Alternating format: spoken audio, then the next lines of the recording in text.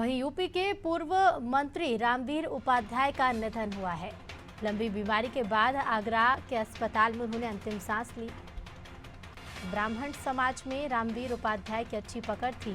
हाथरस को जिला बनवाने में भी उनकी अहम भूमिका थी। आगरा समेत कई जिलों में कई विकास कार्य किए और पश्चिम उत्तर प्रदेश के दिग्गज नेताओं में भी शामिल थे रामवीर उपाध्याय निधन के बाद हाथरस जिले में शोक की लहर है।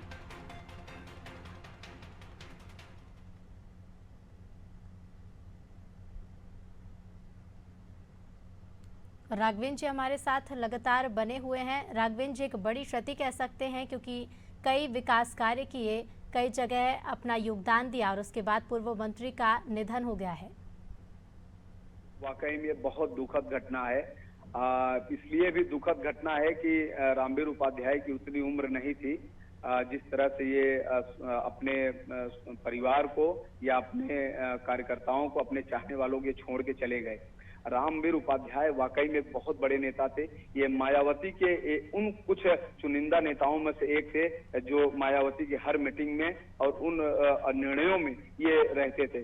रामवीर उपाध्याय ये उत्तर प्रदेश सरकार के पूर्व कैबिनेट मंत्री रहे हैं, ये बिजली मंत्री रहे हैं। इन्होंने पश्चिम में ब्राह्मणों को एक करने के लिए बहुत महत्वपूर्ण भूमिका निभाई थी।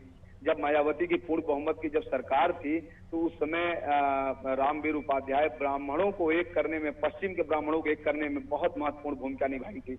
एक तरफ सतीश चंद्र मिश्रा थे तो एक तरफ रामवीर उपाध्याय थे। तो इन लोगों की भूमिका से ही पूर्ण बहुमत के आंकड़ों को बहुजन समाज पार्टी ने एक समय छुआ था।